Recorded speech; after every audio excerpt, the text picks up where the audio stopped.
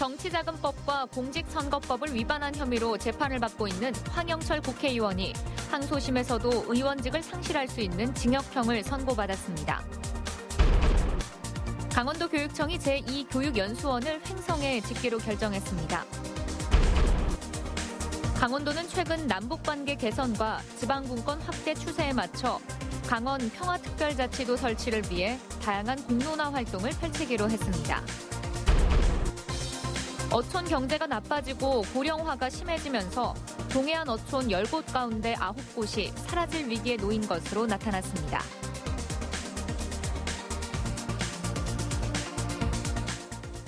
시청자 여러분, 안녕하십니까? 정치자금법과 공직선거법을 위반한 혐의로 재판을 받고 있는 황영철 국회의원이 항소심에서도 징역형을 선고받았습니다. 대법원에서 형이 확정되면 의원직을 잃게 됩니다. 황 의원은 사법부의 판단을 존중한다면서도 상고하겠다는 뜻을 밝혔습니다. 백승호 기자입니다. 황영철 국회의원은 항소심 재판에서 징역 2년에 집행유예 3년, 벌금 500만 원과 2억 3천여만 원의 추징을 선고받았습니다. 황 의원은 보좌진들의 월급 일부를 비자금 통장으로 입금받아 이 돈을 자신의 정치활동에 쓴 혐의로 기소됐습니다.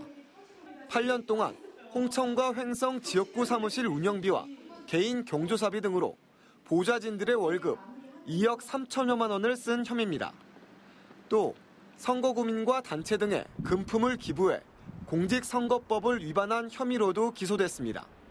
황 의원은 보좌진들이 알아서 한 일이라고 주장했지만 1심과 2심 재판부 모두 받아들이지 않았습니다.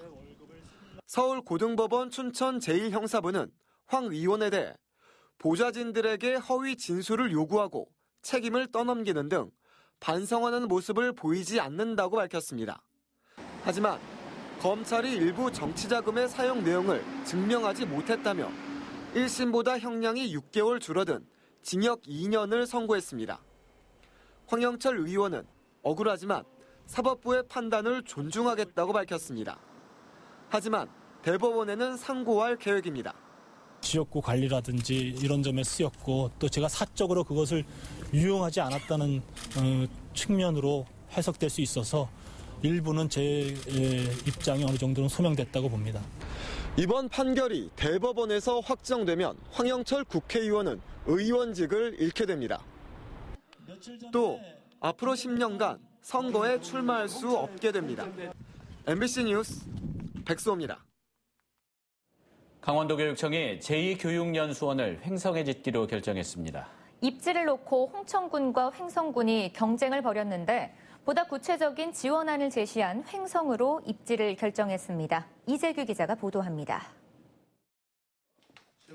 지난해 교육감 선거 당시 민병희 당시 후보는 횡성 지역에 제2교육연수원을 짓겠다고 발표했습니다. 선거 뒤 8개월, 교육청은 제2교육연수원 부지를 횡성군 우천면의 옛 드라마 세트장으로 확정했습니다. 강릉에 제1교육연수원이 있지만 30년 가까이 돼 건물이 낡았고 교육 수요를 충당하기에 부족하다는 것이 이유입니다. 연수를 신청하고 싶어도 사실 거리가 좀 멀어서 강릉까지 가는 거에 부담을 느껴서 신청하지 못하는 분들도 있었거든요. 홍천군과 횡성군이 연수원 부지를 두고 경쟁을 벌였지만 보다 구체적인 지원 계획안을 낸 횡성군이 최종 결정됐습니다. 총 사업비는 200억 원 정도로 예상됩니다. 우선 9월 교육부의 중앙투자심사위원회를 통과하면 12월 결산에 예산을 반영할 계획입니다. 강원도 교육청은 이 계획대로 사업이 추진되면 내년 상반기 설계를 시작해 2022년 완공이 가능할 것으로 예상하고 있습니다. 교육청은 기존 교원 연수뿐 아니라 학부모 연수 등도 이곳에서 진행해 다양한 교육 수요를 충족시킬 수 있을 것으로 기대하고 있습니다. MBC 뉴스 이재규입니다. 동해안 어촌 10곳 가운데 9곳이 사라질 위기에 놓인 것으로 나타났습니다. 어촌 경제가 나빠지고 고령화가 심해졌기 때문인데 적극적인 활성화 노력이 필요해 보입니다. 조규환 기자입니다. 강릉시 주문진항, 조업을 마친 어민들이 고기를 다듬고 어구를 정비하느라 분주합니다. 그러나 젊은 층이 외지로 많이 떠나다 보니 대부분 고령층입니다. 요즘 젊은 사람들이 안 하는 이유는 힘들다고 안 하는 거예요. 지금 현재 업하는 사람 중에 나이 어린 사람이 저보다 한 몇 살 어린 애들도 있고요. 지난 1981년 동해안에서 잡힌 수산물은 전국 생산량의 6.4%인 15만 6천여 톤이었습니다. 하지만 2017년엔 5만여 톤에 불과해 전국 생산량의 1.3%에 그쳤습니다. 최근 5년간 인구는 2,000명 이상 줄었고 65살 이상 인구가 20% 이상인 초고령화 사회에 진입한 곳도 90%에 이릅니다. 20살에서 39살까지 여성의 수를 65살 이상 인구로 나눈 소멸 위험 지수로 보면 도내 전체 어촌 70곳 가운데 91%인 64곳이 소멸 고위험이나 위험 수준입니다. 거점 단지를 만들어가지고 이주자들이 쉽게 정착할 수 있도록 도와줄 수 있도록 하고요. 일자리도 미스매치가 없도록 잘 홍보할 수 있도록 하고요. 그리고 공동체 일자리도 그런 거점 단지에다 만들어가지고 집적화하는 것이 필요하다고 생각됩니다. 어촌 지원 조직을 강화하고 폐쇄적인 어촌 분위기를 바꾸는 노력도 필요하다는 지적입니다. MBC 뉴스 조규환입니다. 고성의 한 야산에서 시가 2억 원 상당의 소나무 5그루를 훔친 14명이 붙잡혔습니다. 소나무를 무단 반출하기 위해 주변 나무를 마구 베 숲까지 망가뜨렸습니다. 배연한 기자가 보도합니다. 고성의 한 야산 등산로입니다. 뿌리까지 파낸 소나무는 이동 작업을 마친 상태 그대로 방치되어 있습니다. 소나무를 파낸 곳은 나뭇가지로 채워져 있습니다. 소나무를 무단으로 반출하기 위해 일당들은 주변 나무들까지 베어내며 숲을 망가뜨려놨습니다. 고성경찰서는 지난해 11월부터 지난 8일까지 고성 지역 야산에서 2차례에 걸쳐 소나무 5그루를 훔친 경북 문경에 사는 51살 A씨를 구속하고 관련자 13명을 불구속 입건했습니다. 훔친 소나무 5그루는 수령 200년이 넘을 것으로 추정되며 시가 2억 2천만 원에 달하는 것으로 알려졌습니다. 등산객이 지나가다가 보고 신고를 하게 됐습니다. 그래서 저희가 현장을 와서 보니까 허가 없이 굴치를 하고 있는 것을 발견해서 검거하게 됐습니다. 굴치를 해서 이동 중에 저희한테 검거가 된 겁니다. 이들은 고성 지역이 바람이 세고 산세가 험해 조경용 소나무가 많이 있는 것을 알고 사전에 범행 장소도 물색한 것으로 알려졌습니다. 경찰은 A씨가 대구 지역에 임시로 심어놓은 소나무도 훔친 것으로 보고 추가 수사에 나설 계획입니다. MBC 뉴스 배연환입니다. 강원도는 최근 남북관계 개선과 지방분권 확대 추세에 맞춰 강원 평화특별자치도 설치를 민선 7기 도정 우선과제로 선정하고 이를 실현하기 위해 다양한 도면 공론화 활동을 펼치기로 했습니다. 강원 평화특별자치도의 설치는 도민의 관심과 지지가 필수인 만큼 2019년에는 도와 시군, 민간단체와 협력체제를 구축하고 온 오프라인 홍보를 강화할 계획입니다. 특히 도민과 국민적인 공감대를 형성하기 위해 장기적인 시각을 갖고 중앙정부와 국민을 상대로 특별자치도 설치의 당위성과 효과성 등을 지속적으로 알려나갈 방침입니다. 제34회 한림대학교 학위 수여식이 오늘 한림대 레크리에이션 센터에서 열렸습니다. 이번 학위 수여식에서는 박사 20명, 석사 160여 명, 학사 1,200여 명 등 총 1,400여 명의 학생이 학위를 받았습니다. 학생 전원은 단상에 올라 총장이 주는 학위를 직접 받았고 학교 측은 촬영 화면을 사진 파일로 학생들에게 제공하기로 했습니다. 학위 수여식에서는 수석 졸업생 등을 대상으로 한 시상식과 졸업생 대표 3명의 스피치도 함께 진행됐습니다. 춘천시의회 더불어민주당 소속 시의원 11명이 5.18 모독 공청회를 연 김진태 국회의원 등을 규탄하는 성명을 발표했습니다. 춘천시의회 민주당 소속 의원들은 춘천시청 브리핑룸에서 역사를 왜곡하고 5.18을 폄훼하는 막말 3인방이야말로 대한민국의 정신을 훼손하는 매국 세력이라고 비판했습니다. 또 춘천의 시민사회단체들이 김진태 의원 등을 규탄하기 위해 범시민 운동을 펼치고 있다며 시민을 기만하는 언행에 대한 사죄를 촉구했습니다. 춘천시가 3.1운동 100주년을 맞아 모든 가정과 직장에서 태극기를 달아줄 것을 당부했습니다.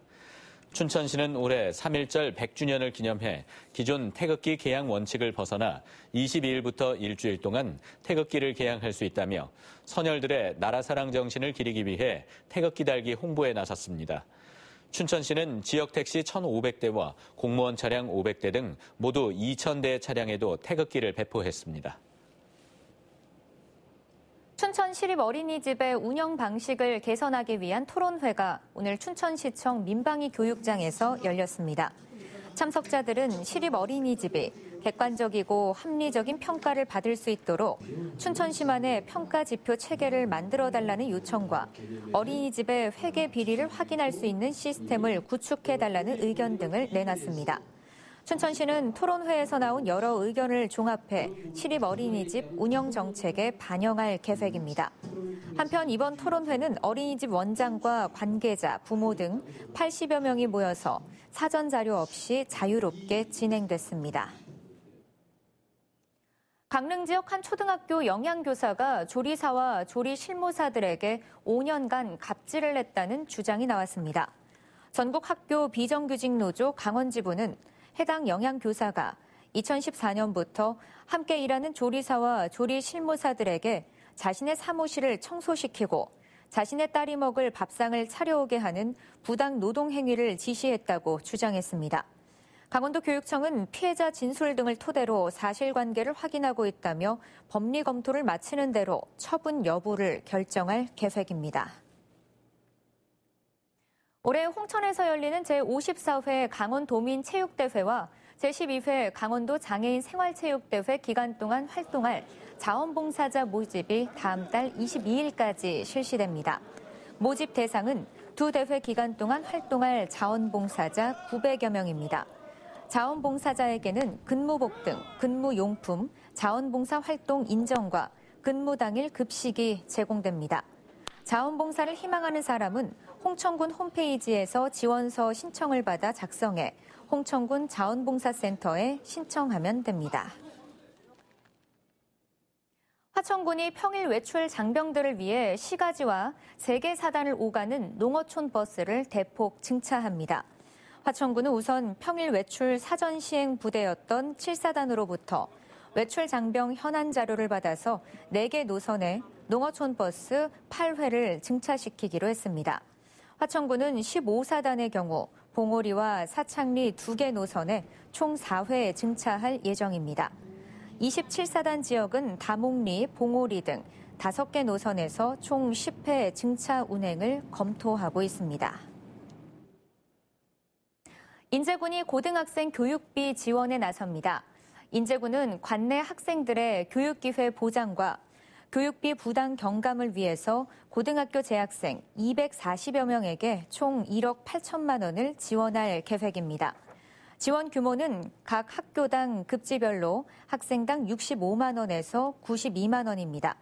지원 대상은 학생과 보호자가 인제군에 주소를 둔 관내 고등학교 재학생으로 보호자의 직장 또는 법령이나 조례에 의해서 교육비를 지원받고 있는 학생은 제외됩니다.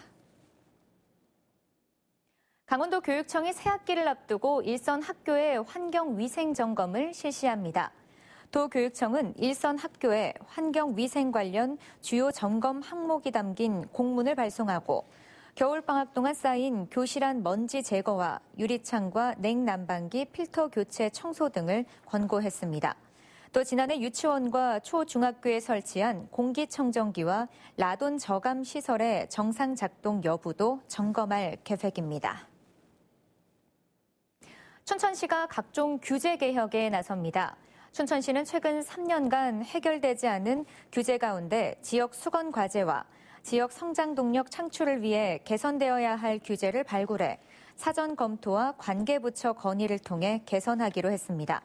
또한 지역 혁신 성장과 공공기관 혁신, 포용사회 구현 등 혁신적 포용국가 실현을 위한 테마 규제 혁신도 실시할 계획입니다. 지역 내 중소기업과 소상공인을 대상으로 찾아가는 규제 신고센터 운영과 현장 중심 규제 개혁도 추진합니다. 뉴스를 마칩니다. 시청해주신 여러분 고맙습니다.